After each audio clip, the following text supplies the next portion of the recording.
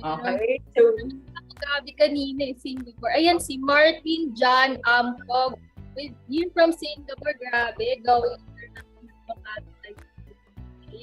Sana okay pa po kayo dyan sa Singapore. and can I just say, Ria, for us to have 600 people at the beginning of the webinar pa lang, I'm so excited to have everyone here this afternoon. Ang tutok, habang na abang. Ayan, marami pang nangangamusta. Ayan, meron po tayong from FE yung Cavite. Campo.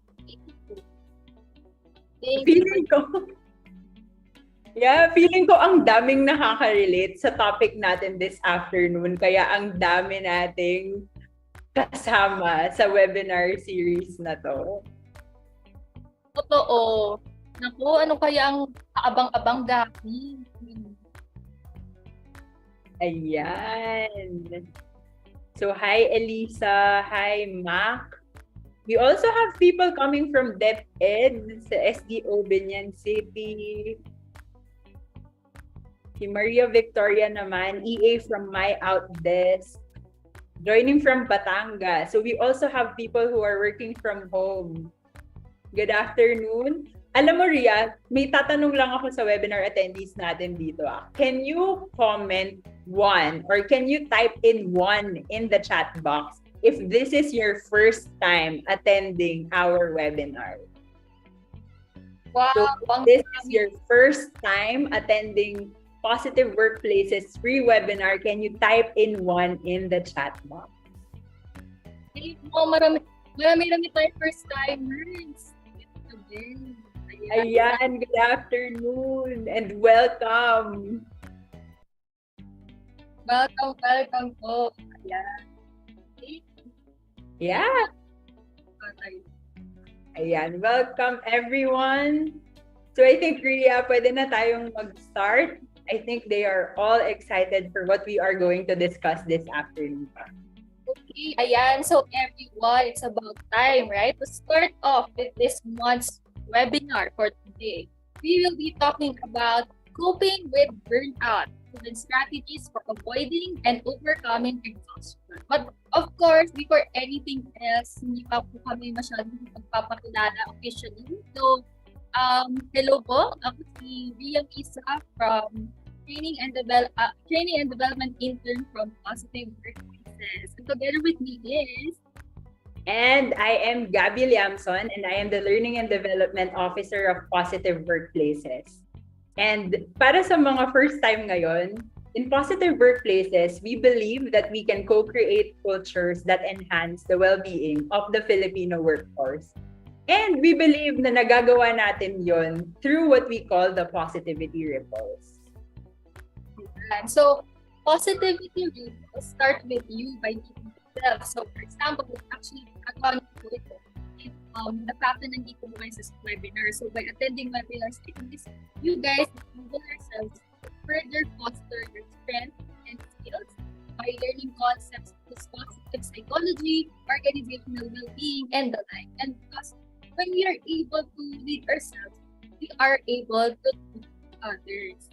And as you learn, diba? So, and as you learn to lead others by, let's say, by your peers or your friends nyo next time to attend our webinars, then perhaps pag nagkaroon ng insight sa isa't isa, can lead eventually yung culture. So, di ba, from those insights naturally, it influences yung tinatawag natin cultures or positive cultures that hopefully mag-garner or ma-cultivate na yung positive workplace culture. Yes, thank you so much. Ria, I think nag-choppy yung audio mo. Can you turn off na lang the sound that we have, the background music? Ayan, okay. No worries. Ayan, can you talk again para let's ask them if they are able to hear you loud and clear? Ayan. Ayan, I think that's better. Ayan, thank you so much, Ria. And thank you so much, everyone, for raising that concern. So before we start, we'd love to share with you some reminders because we want this learning session to be as conducive as possible.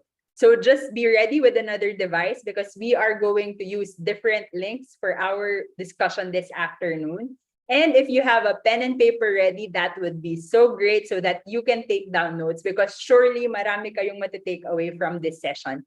And nasimulan na natin na we have a good engagement with our audience. So we hope that we continue that all throughout the session, but also please be respectful to each and everyone in the chat. Alright. So, ayun po, yung mamaya po, magkakaroon po tayo ng evaluation form. It will be issued, ayun nga, at the end of the webinar. And yung eval form po na ito are for those who are in the Zoom room only. So, we just like to remind you po, yung tandaan nyo na lang po yung acronym na TENS. So, of course, definitely, upon entering the link later that we will send, check nyo po kung tama po yung title. So, dapat grow as we go.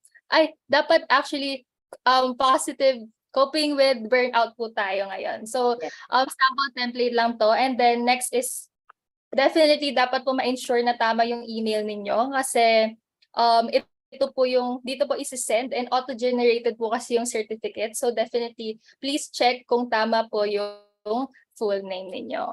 Ayan. And sabi nga namin, the evaluation form would be open up to 30 minutes after we send out the evaluation form. So make sure na i-bookmark nyo na siya, i-save nyo na siya para masagutan nyo siya within 30 minutes. And if you have any questions or concerns about your certificates or the evaluation form, you may email us at engage@positiveworkplace.org. And we will be entertaining your questions up to 1 week after the event. All right. Ayan. Ayan. So for this month's theme, we're so happy to have you all again. Last month, ang focus natin is the power of attention. And this month, we are going to focus on the secret to positive work cultures, creating safe and supportive workplaces for all. And we have 3 very, very powerful women joining us for this month's theme. Okay, and today we are going to talk about coping with burnout, proven strategies for avoiding and overcoming exhaustion. Next week, we're going to do strengths-based teamwork, how to maximize individual differences for collective success. And at the end of the month, we are going to talk about the future of work, how diversity, equity, and inclusion will shape our world. So without further ado, Ria, I'm gonna pass the mic to you to introduce our resource speaker this afternoon. Ayan. So, syempre, bago natin simulan ang webinar for today, we would like to introduce our webinar speaker. So, her name is Miss Kay Macalinaw. She's a registered psychologist in My Nation. She's also more commonly known as Kay, a full-time psychologist at My Nation, a global mental health care company, where she provides psychotherapy to address various mental health concerns of clients. Apart from her clinical practice, she is also a part-time faculty member at Far Eastern University under the Department of Psychology, teaching professional subjects such as abnormal psychology and theories of personality. She has also provided face-to-face and virtual seminars on varied mental health topics like myths and facts of mental health disorders and handling stress during the new normal. She has also been a resource speaker in colleges where she provided lectures and trainings to both students and faculty. Now, in her spare time, Kay volunteers her time advocating for animal rights, child welfare, and women empowerment. So, grabe, we can't wait to finally meet her in a few minutes. But before anything else, ito lang po muna yung rundown ng learning objectives natin for today's webinar. So, as you can see, yung main session points natin are as follows. First is, dapat malaman po natin why we should discuss burnout, yung myths and misconceptions ito. Second is, what are the 3 R's of, what are the 3 R's of avoiding burnout? And lastly, how can managers reduce workplace burnout? So of course, ayan na, now it's time to give the floor to Miss Kay Macalinaw. Let's give her a round of virtual applause. Yes, hi Miss Kay. Hello, Gabby. Hello, Ria. And good afternoon to our audience for today. Medyo na-overwhelm ako ng konti sa number because, to be honest, this is the biggest audience that I've had so far. hanggang panaginip ko lang yung ganito, yung umaabot ng 800 plus yung audience ko. So I do hope that you guys learn something from me. So siguro let's start by sharing my screen muna. Nasa na ba siya? Okay, so are we seeing the same screen? Okay. All right. So, yeah, again, good afternoon. I'm so happy to see all of you here today because I do agree with what Ria and Gabby said, no, that this is very timely. It's very timely to talk about coping with burnout because as you may all know, this is something that a lot of us have experienced at some point. I mean, I'm not the only one, right? Please be with me on this one na lahat tayo at some point nakaranas ng burnout. Now, I love this topic, not because I love burnout, but because it has always been my advocacy to help people cope positively with it. Because as Gabby and Ria mentioned in the intro, I'm a psychologist by profession. I've been a psychologist for 10 years, and I do know that if burnout is left unaddressed, it could lead to problems. So hindi ako nananakot ha. It's just that this is the reality kasi that we are facing. So we do have to learn how to cope positively with burnout. And to reiterate lang yung sinabi ni Ria kanina na learning objectives natin.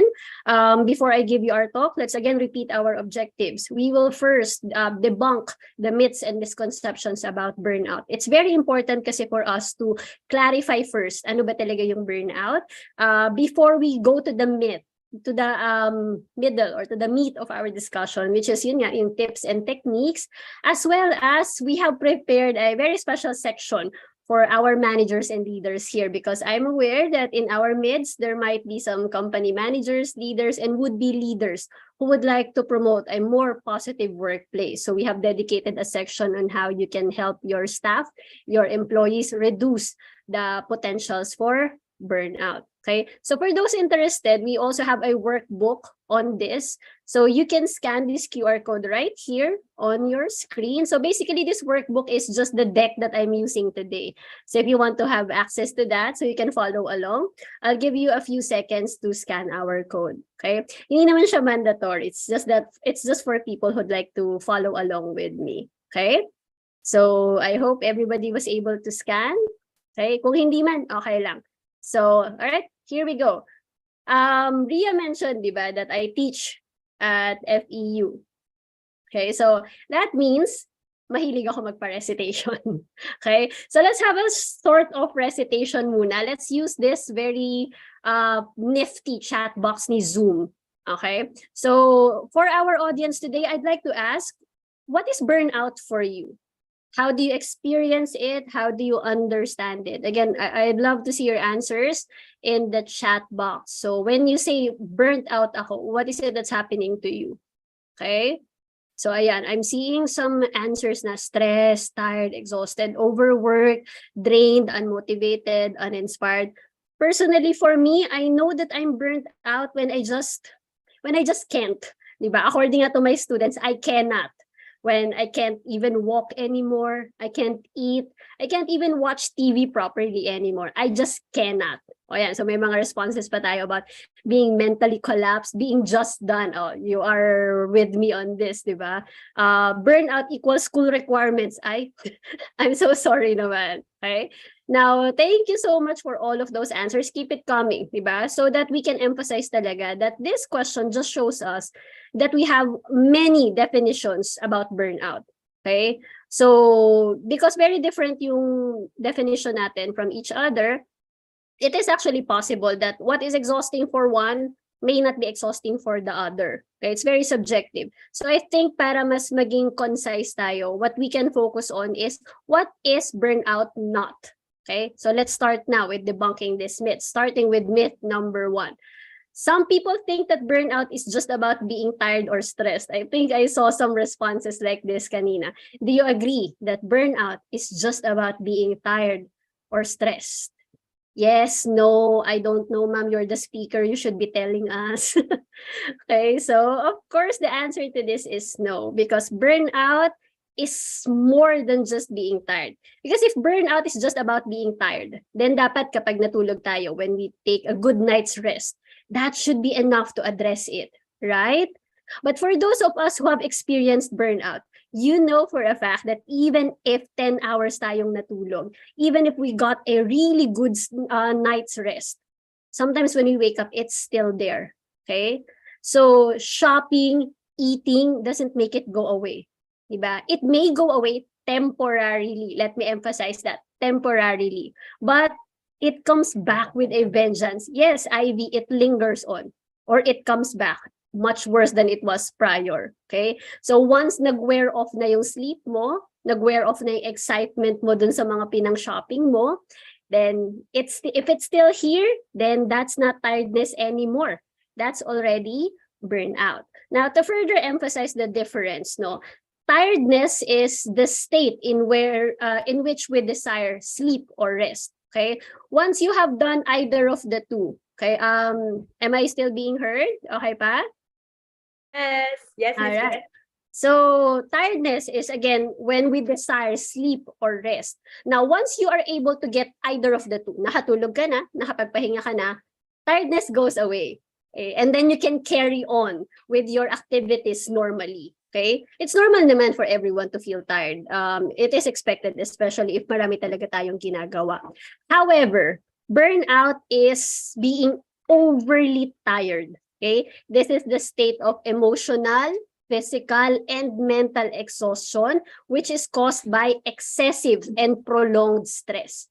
So, pag yung stress levels mo are over the top na, prolonged meaning chronic na siya, nagiging na siyang persistent, almost every hour of every day na.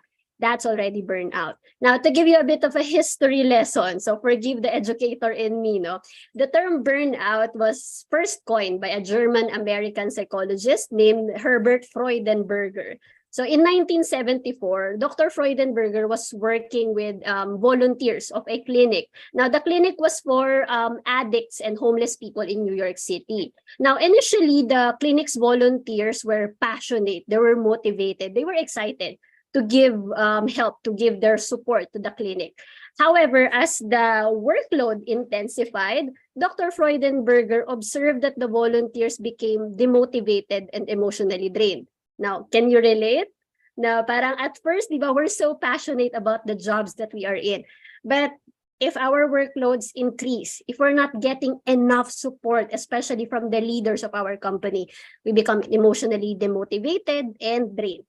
Okay? What was once rewarding for you is now something that you perceive with cynicism and depression. Okay? So that's the difference between tiredness and burnt out. Now, to be a little bit more to give you another more technical definition of burnout, we can also refer to the Dictionary of Psychology published by the American Psychiatric Association. So burnout is defined by APA as, again, physical, emotional, and mental exhaustion accompanied by decreased motivation. So nawawalan tayo ng motivation. Lowered performance, yung mga dating achievers, medyo na bumababa. Diba? And a generally negative attitude towards other people or even towards ourselves. Okay? So if you're feeling exhausted and sluggish and you're struggling to accomplish even the simplest task, okay? For example, may nakita kang kalat in front of you. So it's just a simple task of picking it up and putting it in the trash, diba? Pero even with that, wala kang motivation. That's probably burnout already. Okay? And another thing you might notice about yourself that might be a sign of burnout. Okay? If you become very irritable all of a sudden. Okay? Somebody asked you a question. It's an innocent question, pero ang bilis mo nang nagsasnap. You get easily angry and frustrated. That's probably a sign of burnout as well. Okay? So mukhang maraming nakaka-relate, no? Have you experienced this firsthand? Okay? So, yeah, now it's easy kasi talaga to get confused between stress, tiredness, and burnout, which is why I understand when I asked our audience, di ba, what is burnout for you? A lot of you said stress, tiredness is equal to burnout. So, it's very easy talaga. But to further differentiate all of these terms, para hindi natin siya ma-misidentify, stress is a sort of alarm signal that our brain emits to signify or to signal that there is danger, there is threat, or there is something that we should be doing pero nakakalimutan natin. So I guess what I'm trying to tell you guys is that stress is not always bad. So that's another myth. Okay, naisingit ko lang ng konti. Stress is not always bad. Sometimes stress is good because it allows us to, it gives us motivation. It gives us a driving force, so to speak, para tapusin yung mga activities natin. So nakikita ko sa chat box, use stress. Oh, very good. May mga psych majors ba ako dito? Hindi kayo ginigradean, ha? Anyway, so it's good, okay? Depende na lang siguro sa relationship mo with stress, because if you have a good or positive relationship with stress, you're able to use it as a fuel to be more productive. However, even good things, when overdone, di ba? Too much of a good thing can be what? Can be a bad thing, di ba? So, when your stress involves too much pressure, too many demands that you cannot handle physically and mentally, this is when it becomes burnout, okay? Bakit siya naging burnout kung nasusobrahan tayo sa stress? Because we lose control now, di ba? When stress is still when things are stressful pero manageable pa, it's okay for us because we are still be able to drive our cars, di ba? Nadadrive pa natin yung sarili natin. But if it's relenting, if it's persistent, na again, almost every minute of every hour, every day ay stressed ka, well, it's difficult to get things under control. So our stress piles up and up and up, and then it evolves into burnout, okay? So that's when it becomes burnout. Now, a very common question I get from a lot of people in my profession is that, ano po ba yung possible reasons for burnout? Okay, so let's just course through it very quickly. The most common, of course, would be an imbalance between our work and personal endeavors. Okay? So, may mga tinamaan ba? Sino dito ang walang work-life balance? Imbalance lang yung meron. Okay? Now, when work takes up too much of our time, di ba? Can you imagine you're working 12 hours a day and you don't have enough time to see your friends, to talk to your partners, or to even watch one episode of your favorite TV show? Di ba? That can be quite draining. If it doesn't leave you enough time for leisure or personal pursuits, you really are a good candidate for burnout.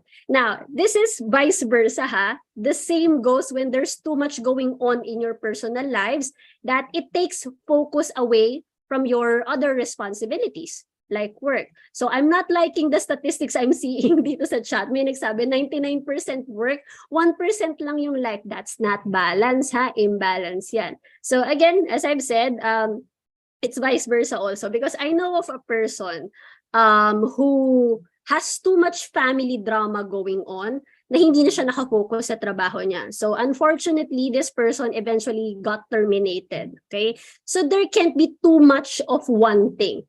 There should be an in-between, a balance between the two. Okay? Bakit? Because a lack of this balance also causes us to feel like we've lost control of the situation.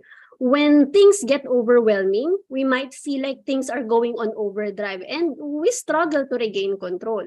And that could definitely burn us out. Okay? Now, in the workplace, ito maraming makaka-relate. Have you ever had a supervisor, a manager, or a boss who has very unclear expectations of your role in the workplace? Unclear yung job expectations natin. Meron, or ako lang talaga yon. Sige. Just to share with you guys my very first job. My very first job out of college is as a recruitment assistant for a certain BPO. I remember going in sa office and my boss told me, Kay, please open the computers because the applicants will be coming in anytime soon. We have to be ready because that was my job. I was processing the applicants who come every day. So that's what I did, di ba? I'm diligent eh. Masipag ako. So what I did was, I put my bag on my table, I opened all the computers na. Okay? So there were 15 computers. By the time that I got to the 7th computer, my boss comes in the room and says to me, "What are you doing here? Why are you wasting your time in the computers? Go to the lobby and do a head count." So, syempre, diligent nga ako eh. I went to the lobby, did a head count.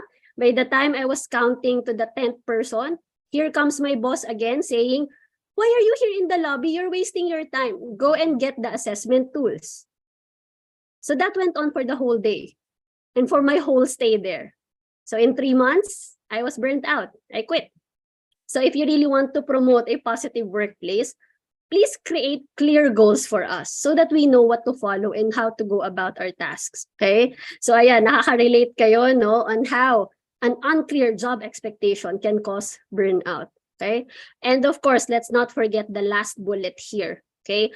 Not getting enough support, lack of support from the people around us, whether these are our colleagues, our family members, our friends. Can you imagine experiencing something negative and you were expecting a little bit of kindness from other people? Pero what is it that we hear constantly? Just man up, suck it up, tiisin mo na lang.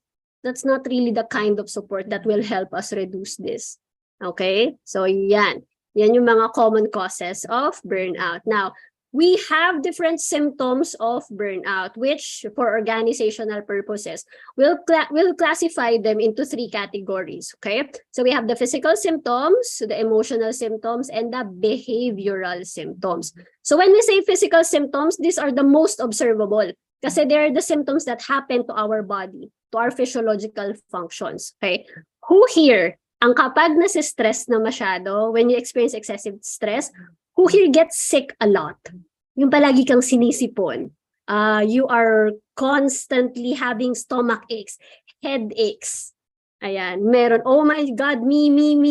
Hinihika. Yeah, that's true. In that job that I had, that really burnt me out in 3 months, I developed gastritis. Nagka-acidity ako dahil sa work na yun. Okay? So, low immunity and frequent illnesses are some signs that we are burnt out. Paubos na tayo niyan. It's our body's way of signaling to us that there is something wrong. Okay? If you're not getting sick, maybe you're having difficulty sleeping naman or palaging tulog. Okay? You're having difficulty sleeping or you're oversleeping, and yet when you wake up, you're still tired. You're still fatigued. Meron? Diba? When we are burnt out, either you can't sleep or tulog ka ng tulog, and yet you're still very much exhausted. Okay? That means that you're probably burnt out too.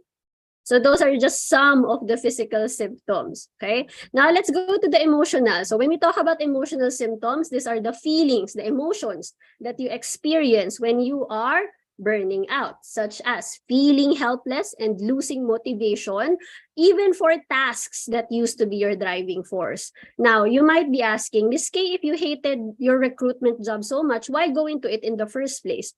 Well, I have to clarify that I went into recruitment and I loved it at first, okay? Hindi ko sinisiraan yung recruitment, ha? It's just not for me, okay? But when I first went into recruitment, I loved the job because I felt like I was helping people get jobs. I was helping people get the careers they want. So I felt like I was part of their professional journey, diba? But then when that happened, and it kept happening every day, I lost passion. I forgot why I was doing it in the first place, diba? Now, a lot of people, a lot of burnt out people also have consistently negative outlooks and perceptions, okay? It's like you have this constant feeling of doom, diba? Na parang kahit anong gawin mo, parang wala namang kwenta, I'm not achieving anything, wala siyang purpose, okay? Ayan, walang spark, okay? So that's an emotional symptom of burnout. And when you feel like there's no spark in what you do, there's no purpose to it, it's easy to feel like you haven't achieved anything at all. Okay? So again, mukhang maraming nakaka-relate sa emotional symptom. How about the behavioral symptoms? So now the behavioral symptoms, these pertain to the actions that we do based on the feelings that we experience. Okay? So tied up sila ni emotional symptoms. Because we feel hopeless and helpless, what do? Diba, ito na yung tinatamad na tayo. We tend to withdraw from our responsibilities. We're not motivated so we just don't do it. Diba? Dito na dumadalas yung tardiness, yung absences, ayoko na pumasok, quiet quitting. Yeah, I think that's a new term that we're using nowadays, but it's a little bit controversial in my field. But that's a different discussion na. Okay? Ayan, gusto mag-pass ng resignation. That's true. Okay, because we just feel hopeless about this, diba? And then there are also some of us who, will try to drown our issues using the maladaptive methods. Like, ano yung mga maladaptive methods natin of drowning the issue? overindulging in food, we call that stress eating, pero that's very unhealthy, ha? Making impulsive purchases, di ba? Kamusta? Nakapag-check out ba kayo yesterday? Yesterday was 8-8, right? So, ayan. Sino mga nag-impulsive purchases? I'm very glad to report that I did not. Okay? I was able to control myself. Or, another very common maladaptive method of drowning the issue would be abusing certain substances. Okay? Maladaptive siya, meaning it's unhealthy. Right, so now we understand what burnout really is. Let's take a look at another myth. Myth number 2, certain jobs are destined to cause burnout. Okay, so do you believe this also, that may mga types of job lang na nakaka-burnout, and then there are other jobs that don't cause burnout? Okay, so we have this belief, no, that there are jobs that will not burn you out. That's why we tell our friends who are burnt out, just leave your toxic job. Quit ka na lang, as if that's a magic wand that we can wave to make burnout go away. But the fact of the matter is, any job, any situation can cause burnout. Okay, let me give you an example. My little sister, my baby sister, is an artist, di ba? Artist yan. The common misconception about her job is very relaxing daw, kasi nagdo-drawing lang naman daw siya.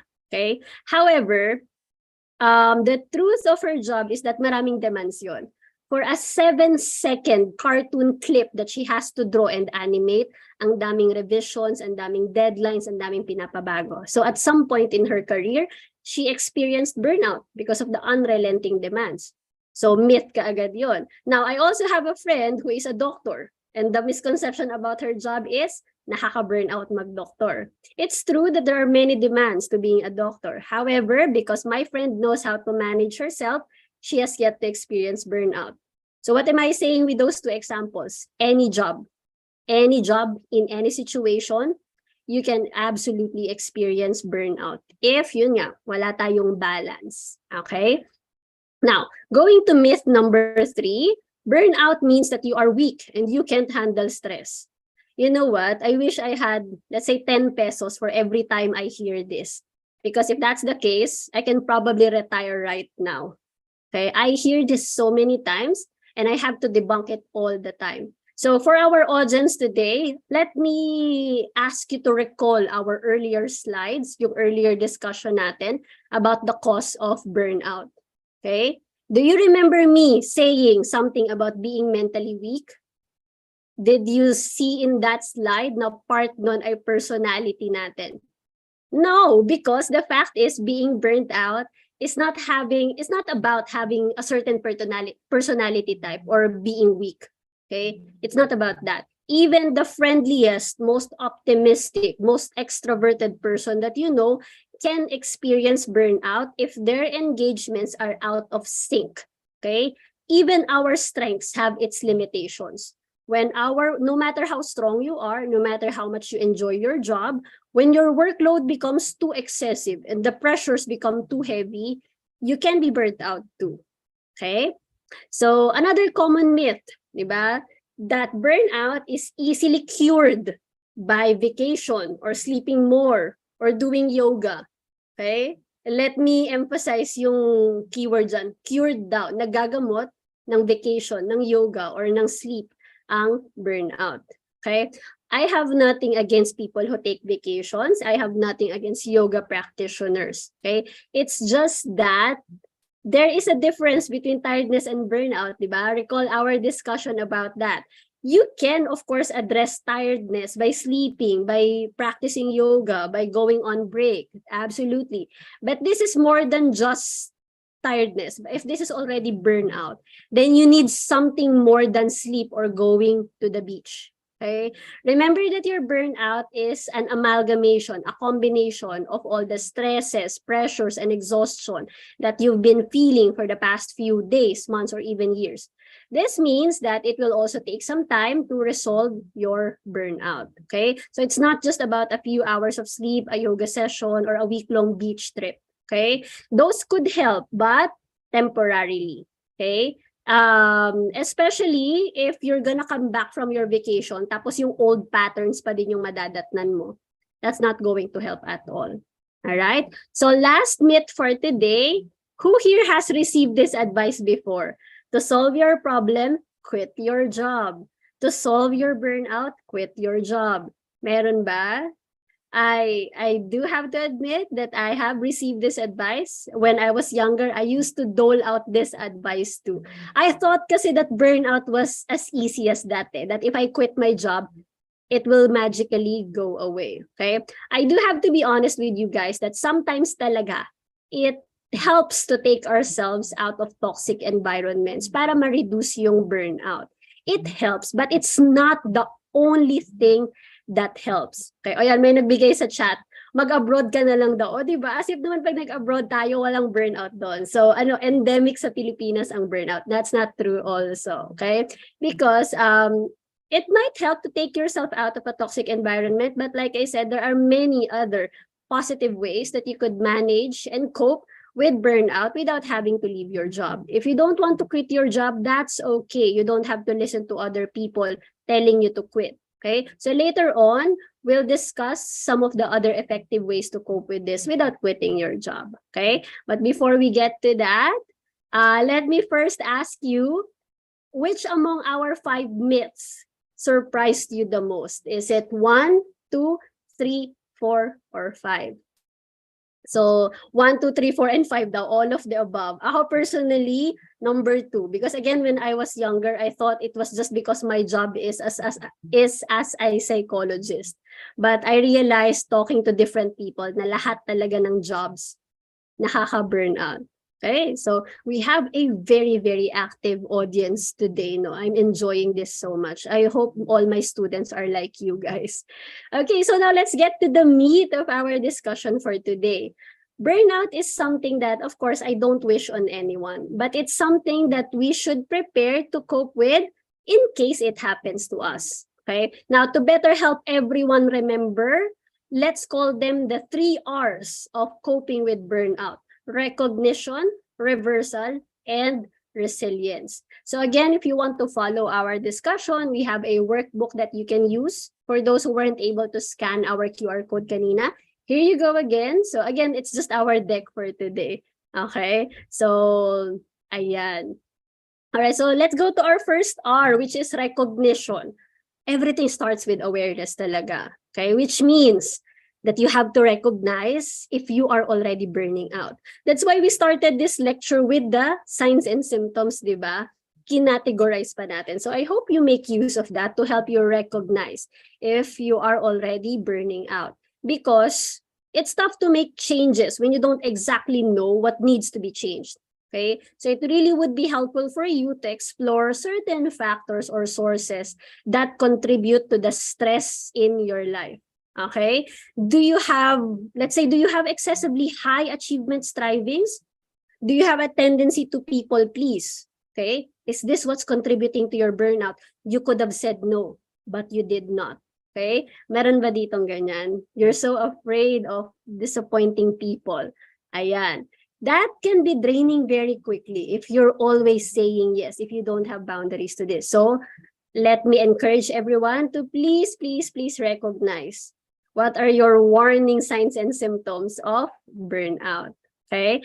Now, in the workplace, it will also be practical to identify ano ba nangyayari in your current workplace.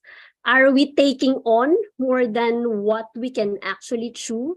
I mean, I get it. I get your desire to participate more in the company. You want to be known. You want to have a promotion. You want to have a salary increase. But those things should not come at the sacrifice of your personal and mental well-being. Okay? Meron kang ang title na manager, pero your physical and mental health naman is down. I don't think it's worth it. Okay? Now, it also helps to understand why you perceive certain tasks to be avoidable. So for those here who are very scared of saying no, why? Why do you not want to say no? Why do you think that this task has to be finished right now? Why can't it be put off until tomorrow? Diba? Why do you need the validation of this person? Okay? So during this reevaluation, again, think if your purpose is aligned to your original goal here. Okay? think about the things, di ba? The things that made you want to participate in this company. The things that made you want to be a good employee. Okay? Kasi sometimes nawawala tayo doon. Nawawala sa wisyo, so to speak. Okay? Now, whether this is a hobby, a personal relationship, or work, it's much better if you reevaluate the purpose of it, recognize your whys again. Okay? Now, our second R is reversal. Okay? Have you tried asking yourself, how do you rest? Do you even rest? So what is your rest narrative? How do you explain rest to yourself? Okay? Now, take a look at these three statements right here. Are they part of your rest narrative? Okay? Are you the type of person who believes that resting is for the weak, for the lazy lang siya? Okay? Or walang kwenta yung rest right now. I'll just rest when I'm dead. Okay, believe it or not, I've heard a person say that, oh, I'll rest when I'm dead. Okay, if this is your narrative right here, oh, I'm so happy to see a lot of no's in the chat box. Okay, because if this is your rest narrative, you need to reverse it. So bilang teacher nga ako, let's do a bit of a vocabulary check. What's the opposite of weak? What's the opposite of weak? So let's start with this one first. Rest is for the weak. So strong, sige. What's the opposite of lazy?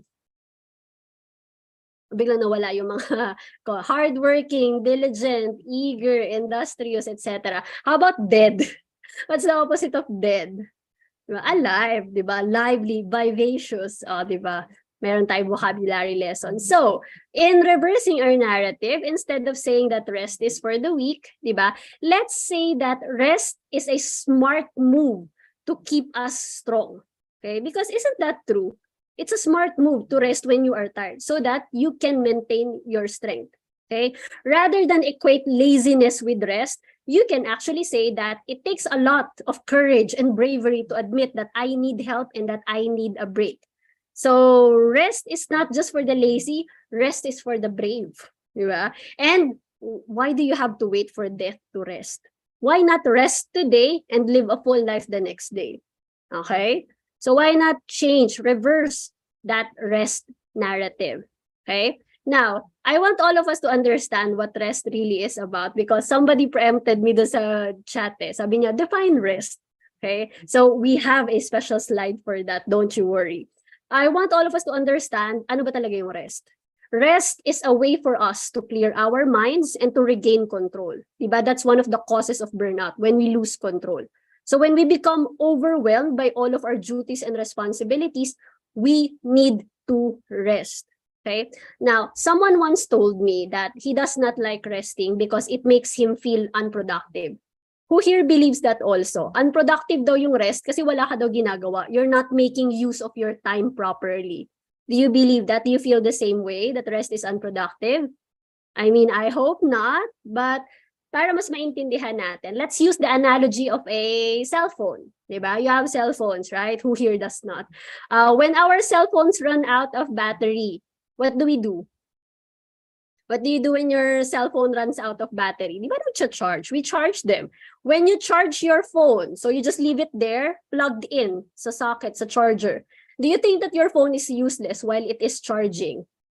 Okay? Hindi, di ba? Because you may not be using your phone at the moment, but what are you doing? You are allowing it to gain enough power so you can use it later. The same goes for your mind and body. While you are, sige, let's be technical, you're doing nothing by resting. Nakaupo ka lang, natutulog ka lang. But this does not mean that you are being unproductive. You're actually producing something here. What are you producing when you rest? You are producing additional strength and energy and even ideas which you can utilize later or tomorrow in order to do your tasks, to fulfill your responsibilities. Okay? So rest is not unproductive. You are producing something even while you are resting. Okay? So now, let's go to our last but equally important letter R, resilience. Okay? So resilience or being resilient is our ability to bounce back from challenges and difficulties. Now, let's admit na difficulties or problems, they are a constant in our lives, but it's not always bad, right? Because these difficulties are a way for us to challenge ourselves, to see where else we can improve and be better. Okay? So they're not always bad. Ang problem is, let's say after encountering these challenges, what happens to you? What do you observe with yourself after you encounter a challenge? What happens to your mind and body? Do you just allow these challenges to defeat you? Or, like a phoenix, do you find a way to rise from the ashes? Okay, I hope it's the second one. No? Of course, resilience is the last step in our R's because you have to first apply the first two R's. You have to apply recognition and reversal muna before you can actually apply resilience. You have to recognize your issues first, and you have to give yourself enough time to rest in order for you to be able to bounce back. Okay, so this last letter R will only come into fruition if you are able to practice the first two. Okay, now, how can we promote resiliency? Let's start with promoting a healthy lifestyle. Now, I know, yung iba sa inyo magtatakip ng tenga. I know we all love our chips, our burgers, fries, pizza, etc. Gutom na.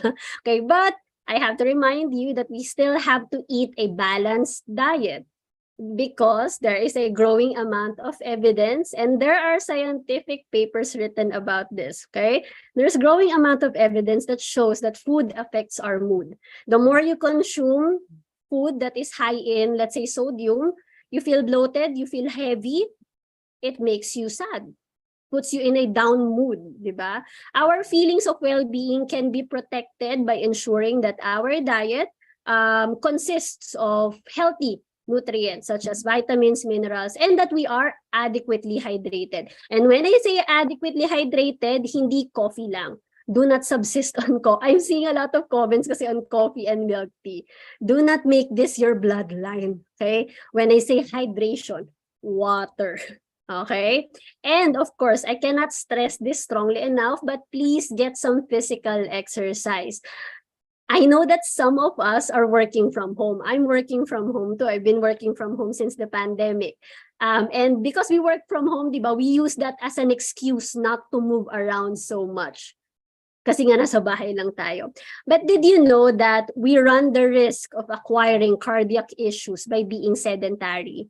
If you wonder bakit dumadami yung mga cases na pabata ng pabata, yung cases of heart issues, strokes, it's because of this, the sedentary lifestyle. Okay? So physical exercise is one way to take care of ourselves. It can be a stress-relieving activity as well. Okay? So when you're feeling burnt out, when you're feeling overly stressed by some of your workload, maybe take a step back from your work areas, go out and get some fresh air, do some light exercise, or maybe try what we call yung walking meetings. Okay? So if you're not required to open your camera, diba? So just put on your headphones, your earphones, or whatnot, and then walk around, pace back and forth lang sa living room nyo. Okay? That's what I do sometimes when I have to make notes for my lectures. Okay? Lalakad-lakad lang ako dito sa living room ko. Okay? It keeps our brains active din kasi it gives us new ideas, new ways of solving our issues. Okay? And another thing, sleep is very important. So I'd like to emphasize this as well. When we are so stressed, diba, we often don't get enough sleep. So whenever you can talaga, please try to sleep at least 8 hours a day. Okay? It helps us reset and gives us a clear mind to, again, solve our issues. Okay? Now, this is not in the slide, but I also want to mention this.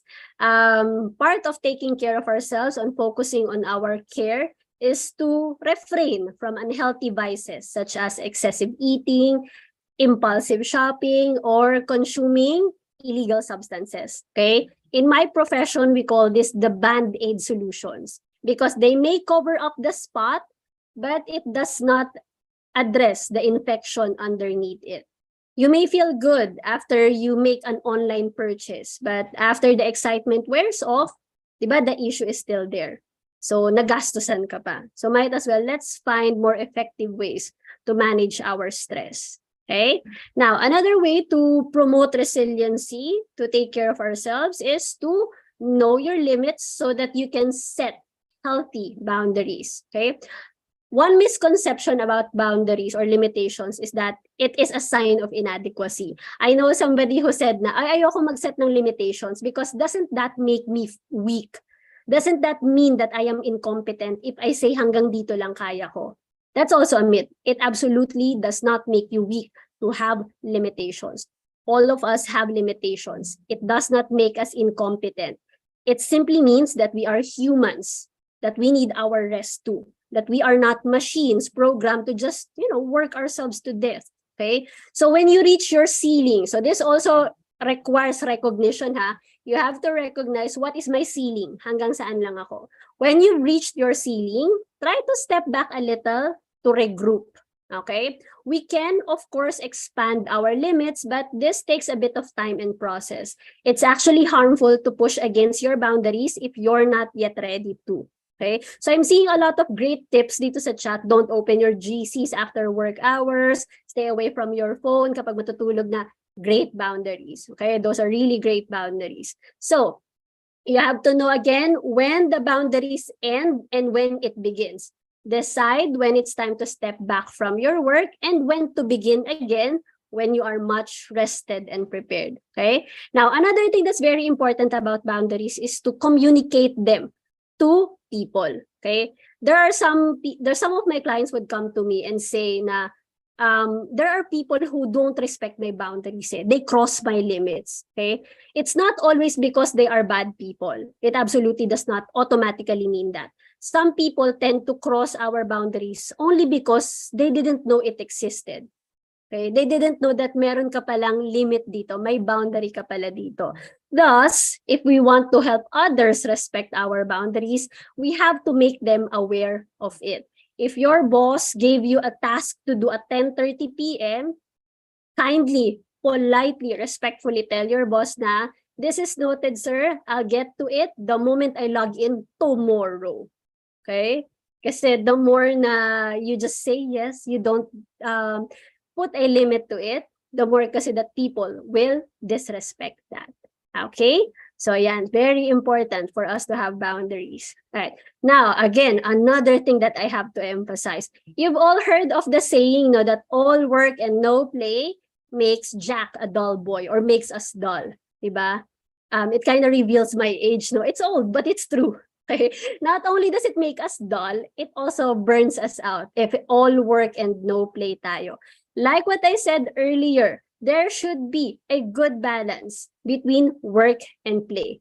It's important to work so we can become productive members of society, but it's also important to play so that we can become productive for ourselves. Okay? So, anong play ba ito? Find hobbies that you actually enjoy. Not just because it's trending, but because you genuinely find passion in it. Diba? These hobbies should be able to give you some respite after a long day at work. Okay, so for some of you, it might be painting, it might be learning how to play an instrument, playing video games, as long as you know your limits then sa pagbe-video games. Ako recently, I got a new pet. May bago akong pet. I have a pet reptile. Don't ask what it is, but I really enjoy designing yung terrarium niya. So that's my part of play. Okay?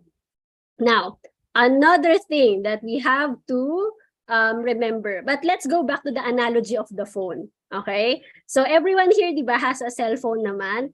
Let me ask again, what is it that we do when you see that low battery icon on your screen? So nagpa-flash na, low battery, low battery. So charge. Di ba? No, before you charge, may ginagawa pa tayo. Tumatakbo tayo. Where's my charger? Where's my charger? Nasaan yung plug? Who has a power bank? Natataranta tayo. We're panicking because we don't want the phone to die. Okay? And yet, when our minds and bodies give us the same warning signs, nagkakasakit ka na, you're feeling demotivated na, what do? Do you immediately jump into rest and recharge mode? Some of us do, but a lot of us also don't, which is sad, no? Because it seems that we treat our phones better than ourselves, okay? So with us, we continue to push ourselves, draining ourselves of that last 1% of battery until there's nothing left but a black mirror, diba? We always tell ourselves, do not allow your phone to be drained kasi masisira yan. But why is it that with our bodies, we are allowing it? Hindi kayo natatakot na masira ang mind and body natin? So it's absolutely important to take breaks as frequently as you charge your phones. Let's put it that way. How many times do you charge your phones a day? Ako, I charge it 3 times a day. Okay? Kasi madaming apps na tumatakbo sa phone ko. So I have to charge it 3 times a day. So if I'm going to treat myself better or equally as equally well as my phone, I have to rest mga 3 times a day then. Give myself 3 breaks a day. Okay? So you give yourself a better treatment than your phone because it's absolutely not okay to be kinder to your phone than to yourself. Okay? Now, another thing is that something related to boundaries as well. It's important for us to sometimes detach ourselves from the things that burn us out. The sun is good for us, diba? We have to get sunshine or sunlight. But when it starts to get hot, we take a break from the sun because it can give us sunburns. So to avoid being burned, try to detach from work also. So to our managers and leaders here, I am not encouraging your employees to detach fully from work. Occasionally lang, from time to time. Because again, too much of anything could be really bad. So when you schedule meetings, schedule your leisure, your rest as well. Okay? Keep to your scheduled working hours and try to minimize working overtime as much as you can. I've never been a big fan of overtime, although I do understand that it is sometimes needed. Pero try to minimize it as much as you can. So when you are also not on shift, you're not on duty, try to avoid answering work-related emails, texts, or even calls. Because even if these are important, you have to remember you are important too. Okay? So ako personally, I keep 2 different phones. I have 2 phones. One for work and one for my personal use. There are no work-related apps on my personal phone. Okay? Those are all in my work phone. My Slack, my work email, my work Viber, that's on my work phone. And when my shift ends, diba? When my shift ends, that phone goes inside a drawer and I don't pull it back out until I'm back on duty. Okay? I have to do that because I also teach, diba? And my students kind of feel like they can chat with me anytime. Okay? So I have to also turn off those notifications. Okay? So it's important to have a personal life aside from your professional life. Okay? Now, going into this, sometimes, diba, going back to the why, when we are so stressed and burnt out, we lose passion for the things that we love. Okay? I used to love reading. Gabby knows this. Diba? Kabanding ko si Gabby dito. I spent a lot of my college allowance on books to the point that I would rather starve and not eat para lang makabili ng libro. But then I entered grad school and I had to balance it with my full-time job. I had to read a lot of academic papers, a lot of research journals, and then I just forgot. I forgot how fun it could be to read for pleasure and not because it's a requirement. Okay, so I lost my why. Okay, I forgot because I was burning more fuel than what I was producing. So what you need to do when you're burnt out is to remind yourself. Go back, retrace your steps and find your whys. What is the purpose of this? Why am I doing this? More than the money. Okay, more than the money. What else do you hope to achieve from this job?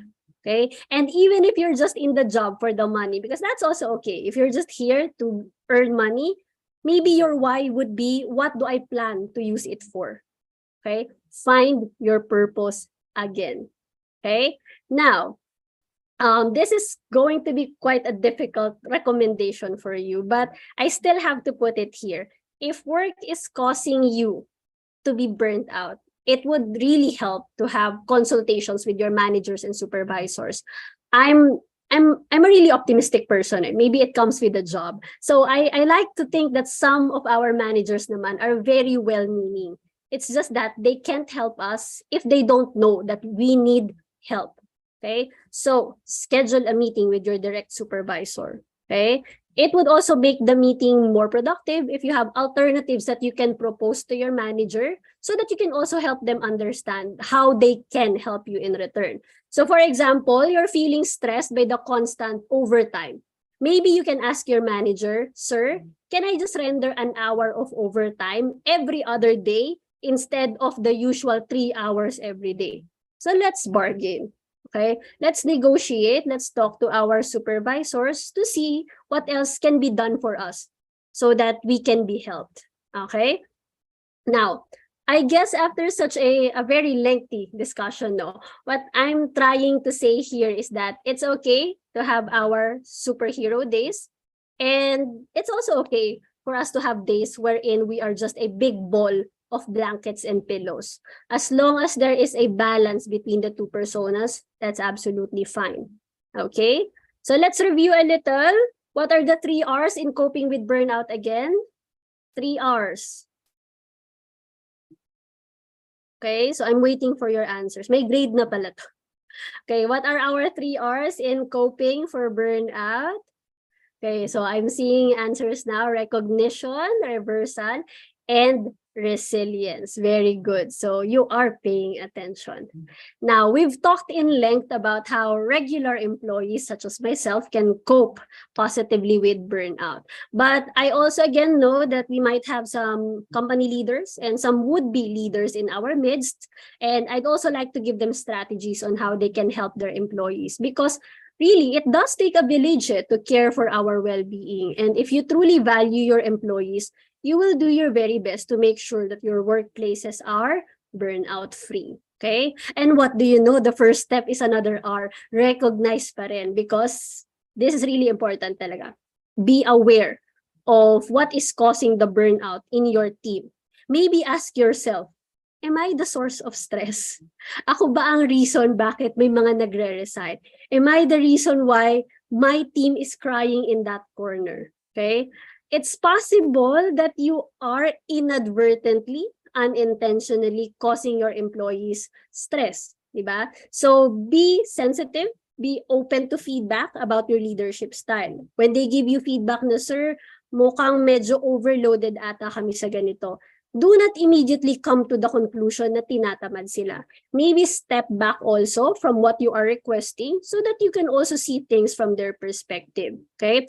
Another way to find out if you are the reason, to recognize if you're the reason for the burnout, is to check the turnover rate in your department. So in education, in the field of teaching, we have a concept called student factor or teacher factor. Okay? When 1 or 2 students fail in a class, that's a student factor. That's a them issue. But if there are 10 or 15 or more students who failed my class, then that's a red flag. That's a teacher factor or a me issue. Okay? So it's the same with the workplace. Let's say one of your employees quit. And maybe that's issue niya. Maybe gusto niya ng ibang work. Maybe gusto niya ng ibang career. But if in just a short period of time, you already lost half of your team, then maybe that's a time for you to really step back and recognize if you are the issue here. And I do hope that if you do realize that you are the issue, again, I do hope that you respond positively to it. Responding positively means looking at what you can change, what you can modify, rather than taking it out on other people. Okay? Now, another thing that can help is insisting on rest. You know, it's always been a mystery to me why some managers villainize vacation leaves and personal time offs. I used to have a boss who did not approve my VL. I was going to attend the wedding of a college friend. So, ikakasal yung college friend ko. I am not part of the entourage.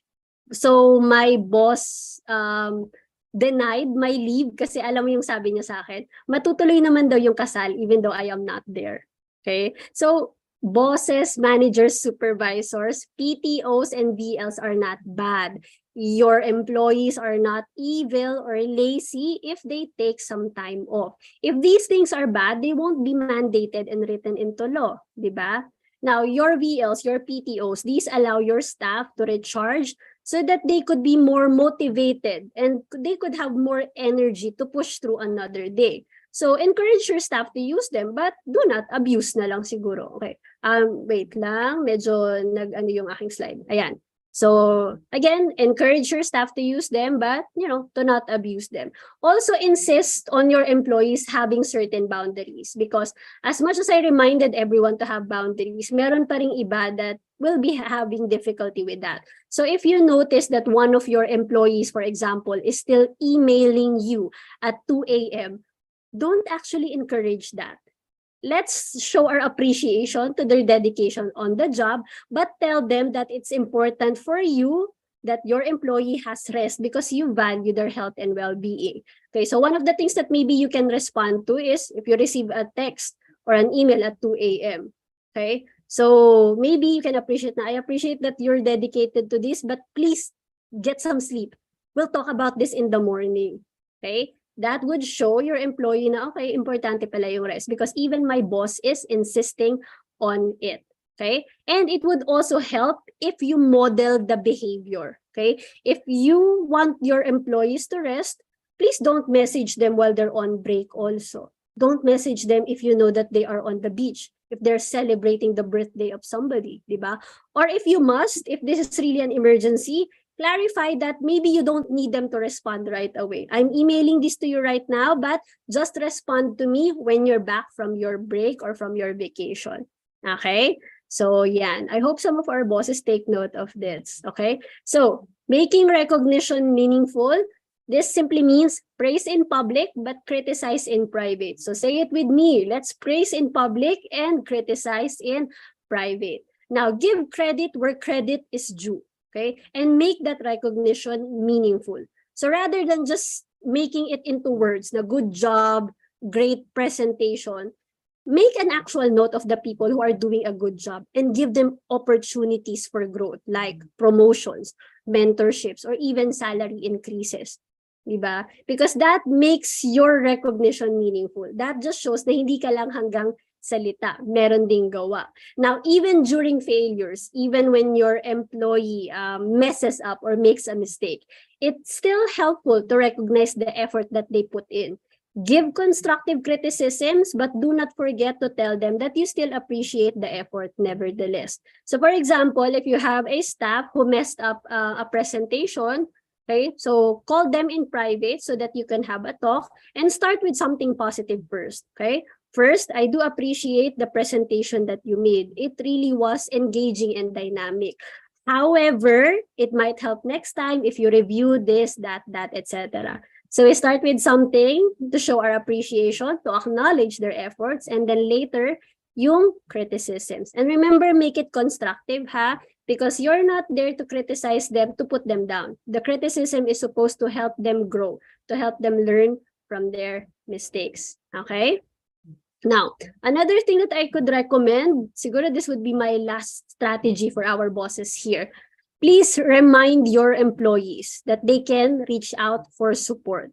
Sometimes kasi our staff or our team members who are struggling with their mental health and general well-being, they forget that our companies have resources that could help them. Maybe you have a well-being coach or maybe you have a partnership with an EAP provider like Mind Nation.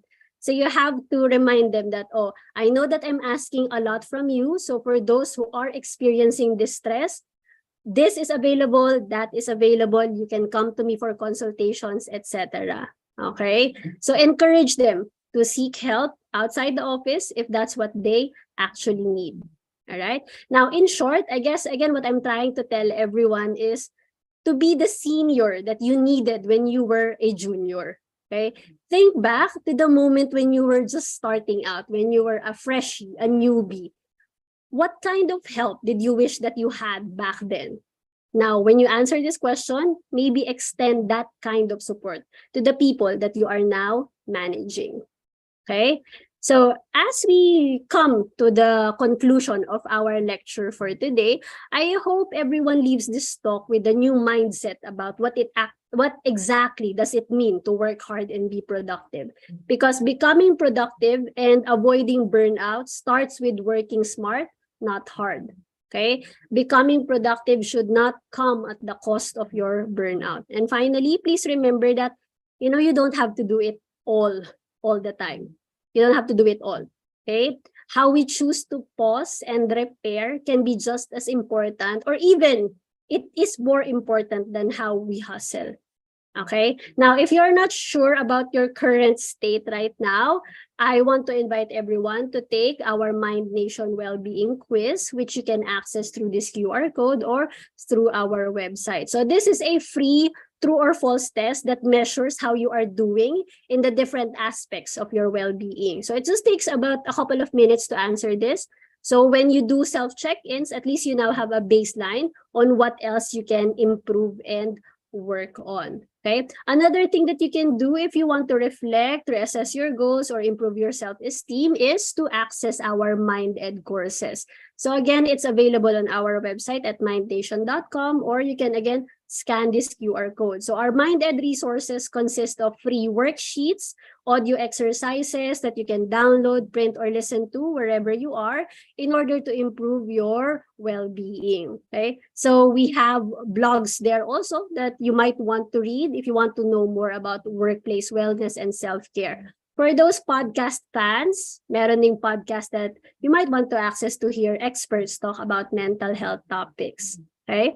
Now, for those who are music lovers such as myself, we also have playlists in Spotify. So if you just want good vibes to wake up to, or you're just looking for a background music while you commute, you can scan this code right here to access our Spotify playlist, and please follow us also.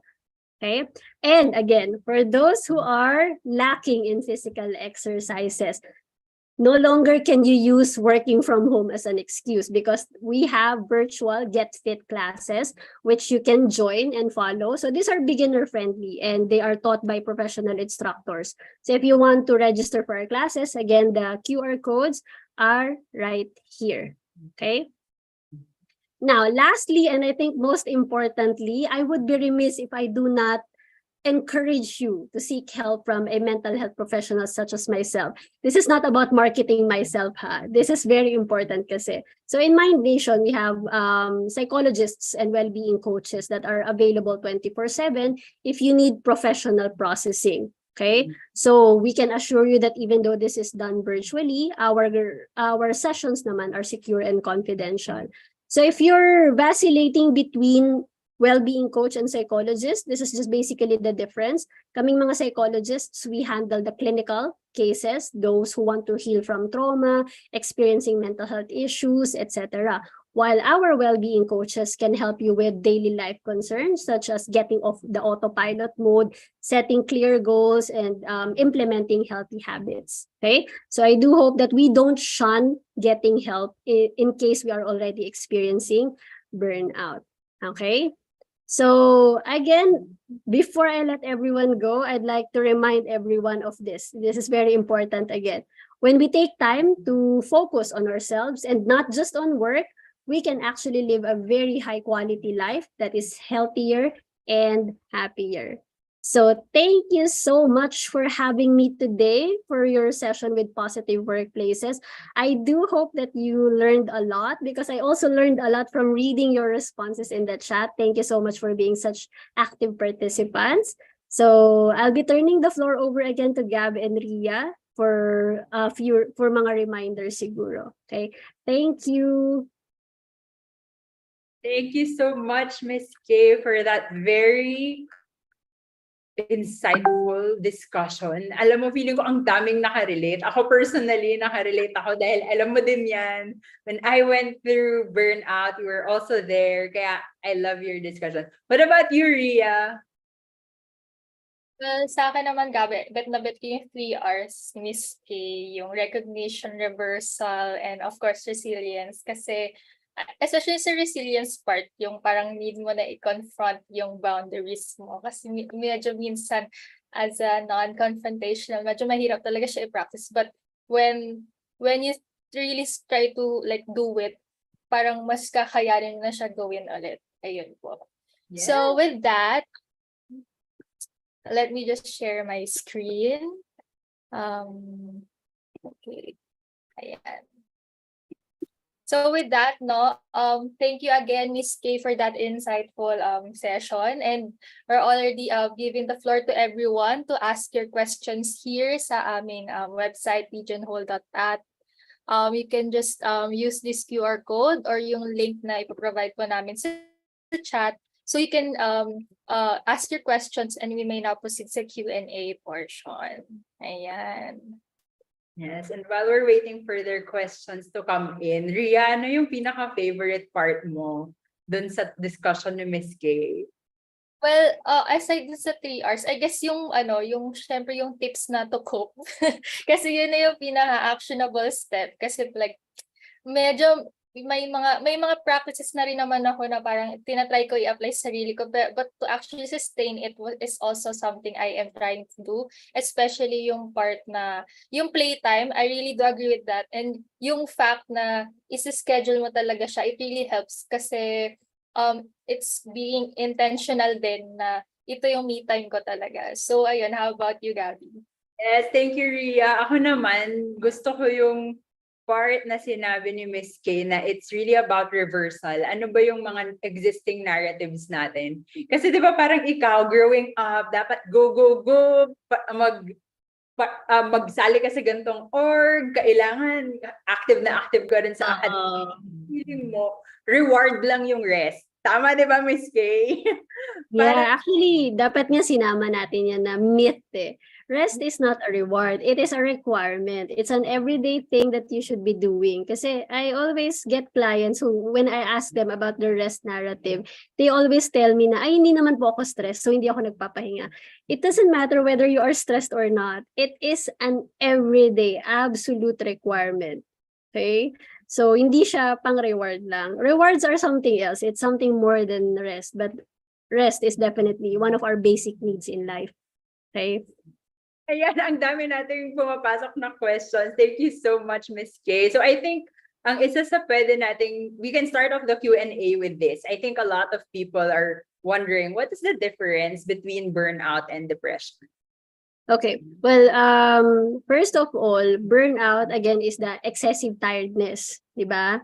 Ang depression is the excessive sadness. Okay? They are not the same, but they can be related. Okay? Because if you're burnt out all the time, tapos yung burnout mo pa hindi na-address, it could lead to depression. Okay? And when your depression is left unaddressed, it now becomes a disorder. Yung tinatawag nga nating major depressive disorder.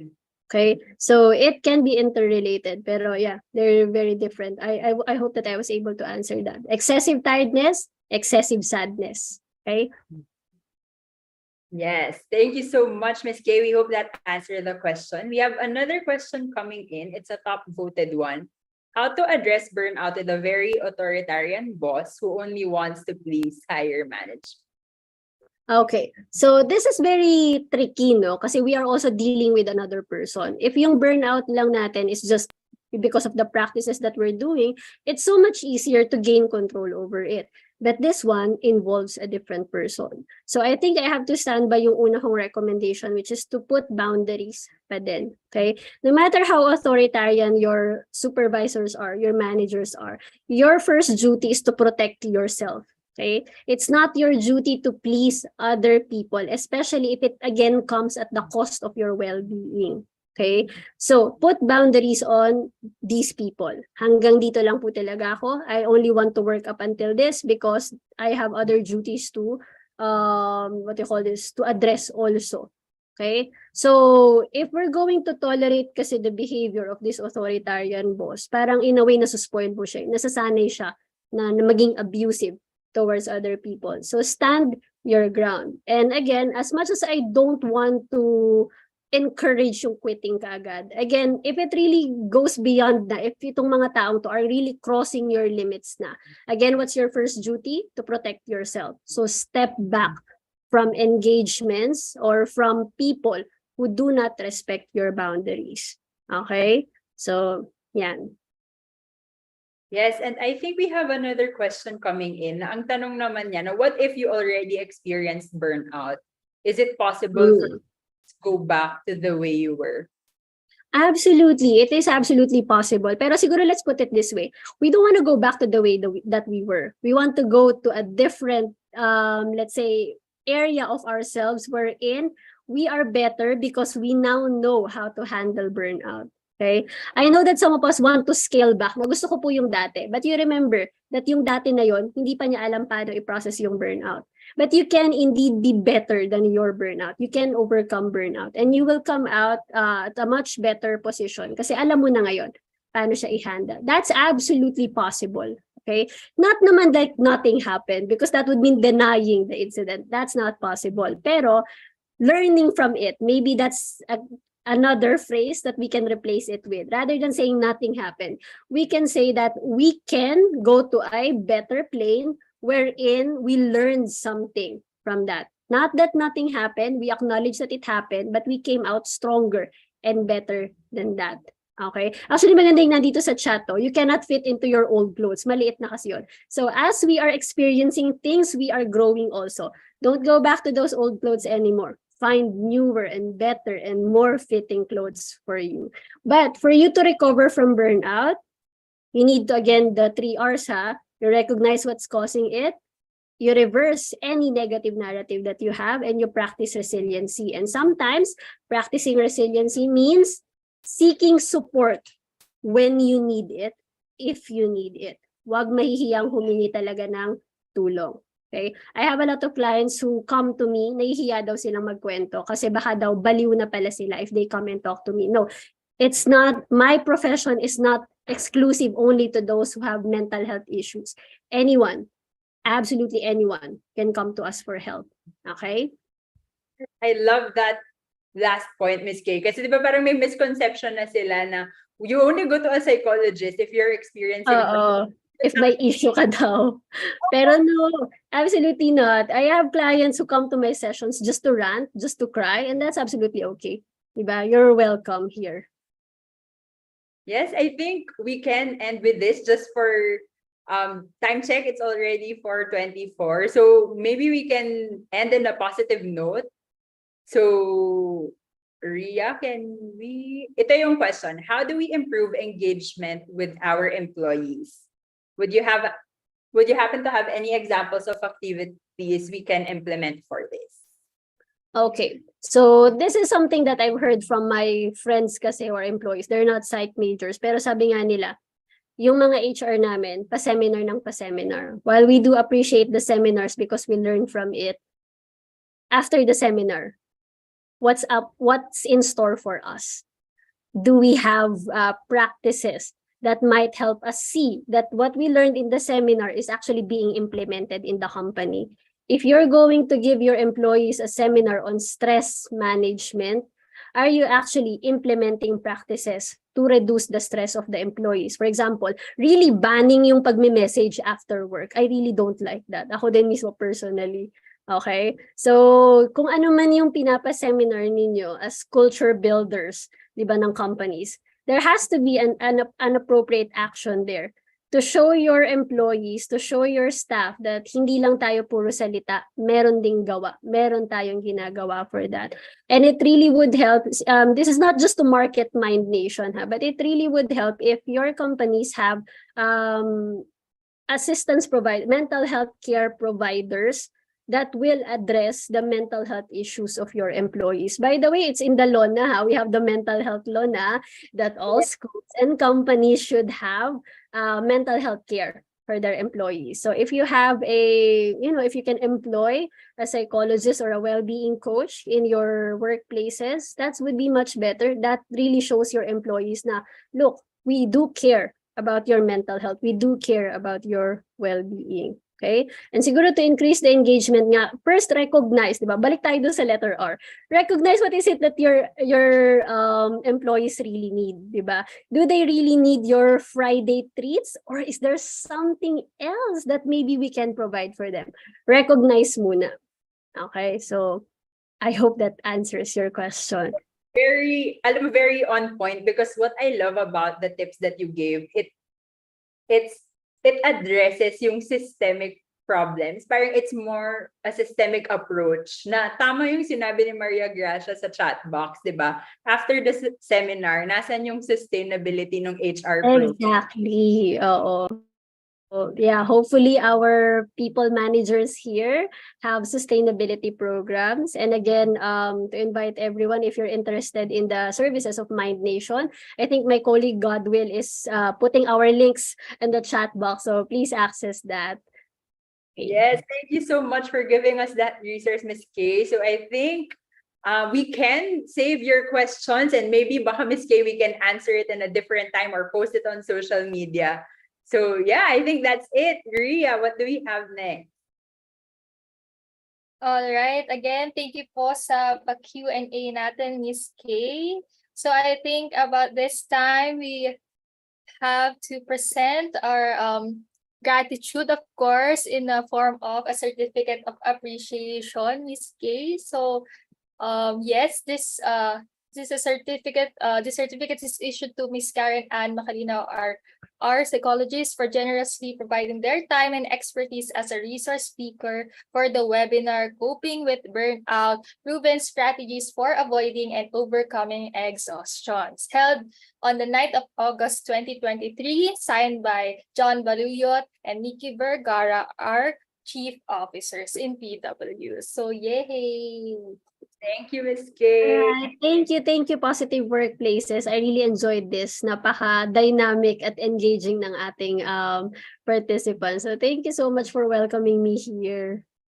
Yes, and we hope that this is not the last time we will be doing these things. Oo, alam mo yan, Gabby, malakas ka sa akin. So, Ayan. So before we give out your evaluation certificate, for your certificates, we just have some few reminders. Go ahead, Ria. So unfortunately, nasa bandang dulo na po tayo ng ating webinar. So before we end, no, if na-enjoy nyo naman po yung free webinars namin and you feel like, gusto nyo po itong i-share sa inyong workmates, since we can also lead others to build positive workplaces, maybe we can do a learning session for you or for your company. So just reach out at us to thrive@positiveworkplaces.org. So ang makakausap nyo po ay ang aming Wellbeing Service Officer na si Alma. And of course, please don't forget to follow us on Facebook kasi marami po din kaming announcements doon. So you can tune in on that. And then next would be, Gabby, meron ka pa bang ipopromote? Yeah, before I promote, maybe we can share with them the evaluation certificate because it's already 4:30. Tapos I'll just share the next slide. Sige. Go ahead, Ria. Can you flash our QR code? So for those of you who attended our webinar, thank you so much for making time for us. We hope this is just the first out of the 3 webinars we have for the month of August. So you can just quickly scan the QR code or click on the link that our intern Nads will be sharing in the chat box to receive your e-certificate. So pag nakita nyo yung evaluation form, again, check 10. Tignan nyo yung title. If you're on the correct form, ensure that you will enter the correct email address and name for that matter para doon sa email address nyo mapapadala yung certificate ninyo. Yan. So thank you so much, everyone. We hope you enjoyed our session this afternoon. And while you're at it, so habang nag-aantay tayo for you guys to finish answering the evaluation form, just be sure to give us feedback, give us your honest rating, what were your insights, ano ba yung mga topics na you'd like to discuss next in our free webinar community, para we'd surely review all of those and apply all of those in our future learning sessions. And just a few reminders, of course, we'd love to see you all next week.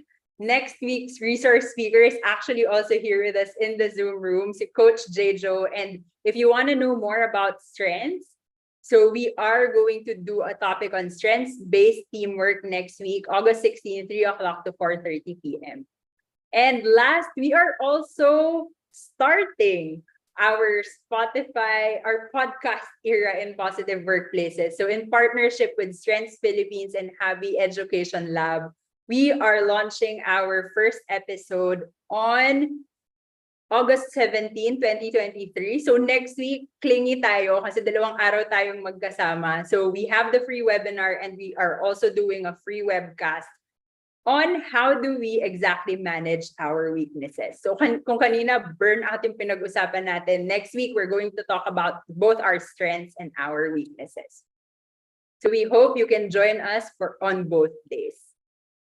Ayan. So Ria, we'd like to commemorate this day kasi ang dami nating attendees. So for those of you who are still in the Zoom room, we'd love for you to open your camera so that we can see your faces. And we are going to take a photo so that we will commemorate this day. So, Ayan, dami. yung, baka pwede po kayo mag-on ng camera just so we can have a picture-taking portion before we end this webinar. Ayan. Yes. Oh, hold on. May mga nakikita akong nag-message na they cannot see the form. So please bear with us because you are 1,000 here in the group. So syempre magkakaroon tayo ng issues when accessing the link. So maybe Joyce can even extend yung 30 minutes natin for today. Kaya don't worry, just save the link, i-bookmark nyo yan and you can answer right after. Okay, ayan. Who will be taking the photo? Is Bella going to take the photo? Okay, so wala mo nang mag-chat. Okay, we're now gonna take a photo on the first screen. So medyo madami, so just hold your smiles because I don't exactly know which page you are on. Okay, so for the first one, 1, 2, 3. Second one, 1, 2, 3. Third, 1, 2, 3. It's so nice to see all of your faces. Ayan. Ako may question. Sa tingin nyo ba, pag nag-face-to-face tayo ng webinar, pupunta kayo to attend? May nakikita ka bang mga answers, Ria? Kami nagsabing yes. Yes. Face-to-face event with positive workplaces. Of course, yes. Logistics. Okay, sige. Okay, I'm done taking a photo. Thanks again, everyone, and we hope to see you all next week. Yes, thank you po. Thank you everyone. Again, dun po sa evaluation link, baka nagka-crash po ngayon yung site pag sabay-sabay pong nag-open. So maybe let's wait a little bit more po. And we will also extend na lang po yung waiting time natin for that. So thank you po. Thank you everyone and have a good day.